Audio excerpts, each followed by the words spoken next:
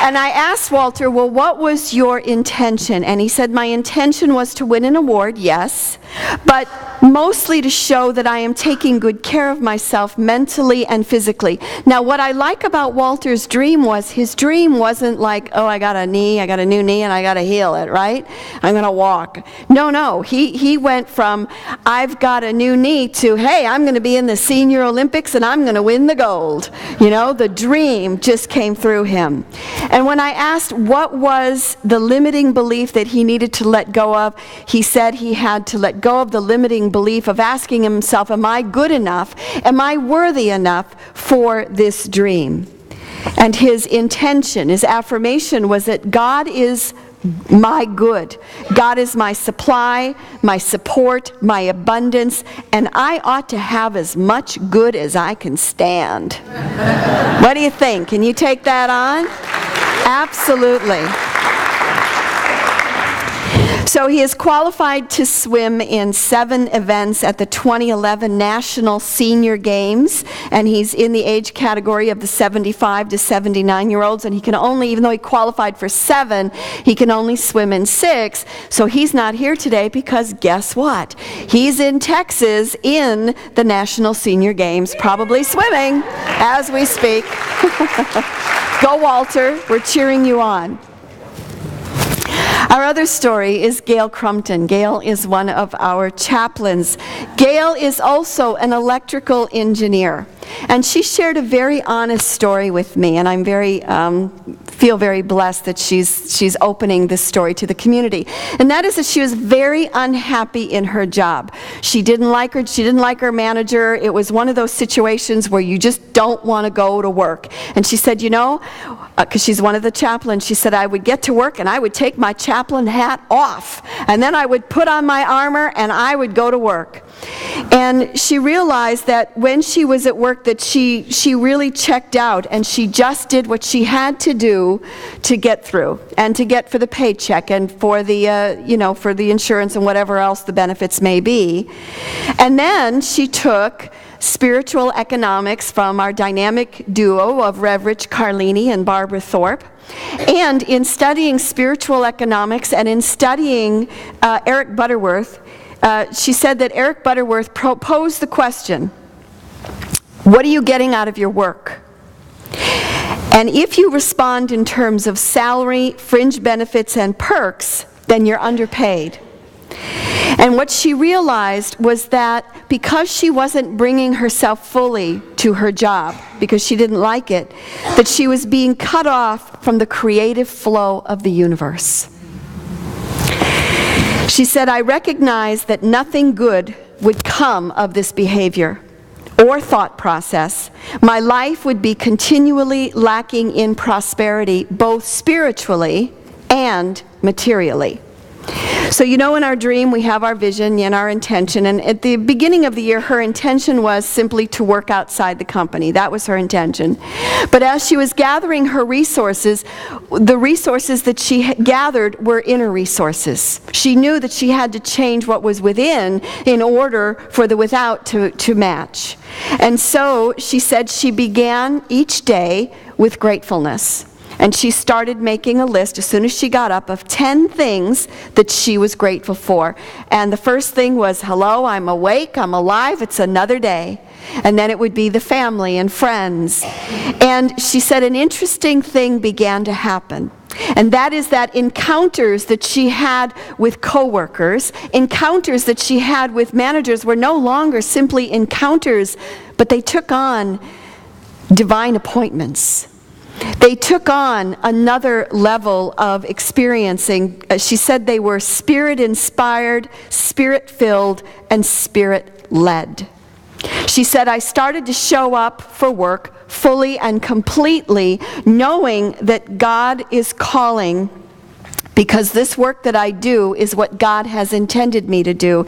Now the thing of it is, the story that she's telling, anybody been in this situation where it's like, oh please, I don't want to go to work because all this stuff that's happening? And the truth is, no matter what job we have in the outer, God is calling us to that place or we wouldn't be there. And it doesn't matter what the duties look like or the job description, but as we give ourselves fully and completely over to Spirit and let Spirit work through us in our job, miracles can happen. I used to be a checker at a grocery store in Chicago at the Jewel, and that was before the barcodes, so you had to do it all by hand. And I know when I look back on it later that what I was doing was blessing people who came through the line. I was blessing my customers, but I never saw it that way. It was more that I was interested in them, and I remembered their names, and I wanted to see them every day. And, it was the same thing day after day, 8 hours, just standing there, but I wanted to see how fast I could get on the keys. And, what's so-and-so eating today? You're eating much healthier, I see. You're letting go. Probably wouldn't go over today, but... Anyway, it was more of an experience of being able to bless people, and even though my title was of a checker, it was much more than that. Anyway, Gail says that I came with a joyful heart, with an attitude of gratitude, knowing that at the end of the day that I would be giving and making a contribution to the organization, but more importantly, I would be making a contribution to myself. And she said this practice helped to recenter herself so that she could let go of anything that she had been harboring, that she could release it. And she knew that 2 things would happen. 1, her job would change, or 2, she would get another job. Why?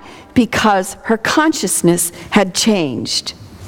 She refined her intention, which read, I wanted a job that would align with my skills, allow me to set direction, and would not be in the military or aerospace industry, and she wanted to work in downtown Seattle.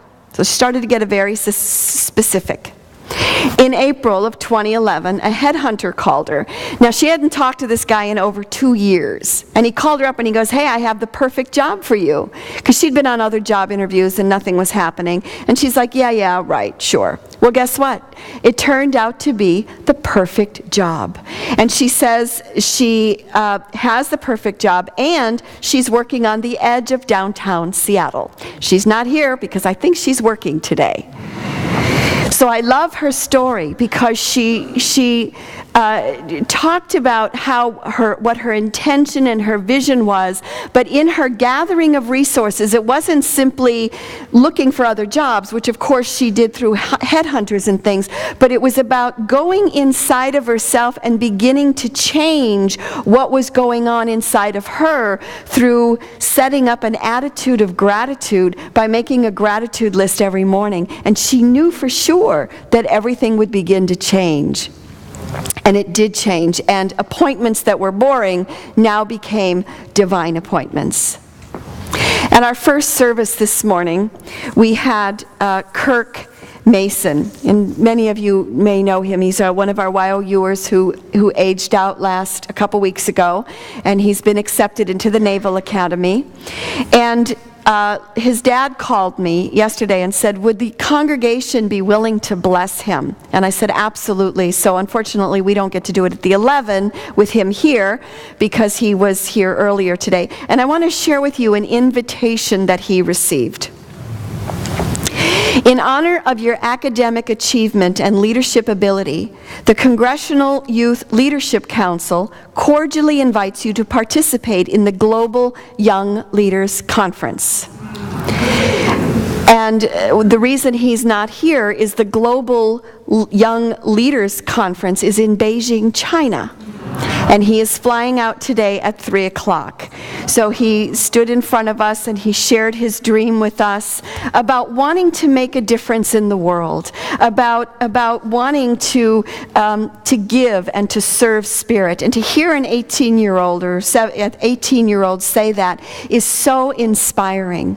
And again, we can have our dream, and our dream can be about yay so big, but we need to open it up because God's dream for us is bigger. And it's bigger than anything that we could even imagine.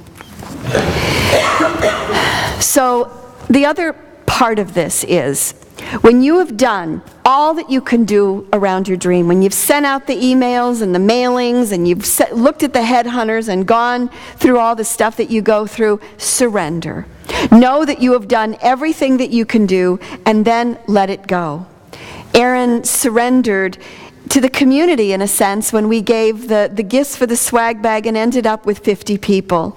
Jay surrendered to his process, and he's writing every day. Walter is off right now in Texas at the Senior Olympics. And Gail loves her job and going to work every day.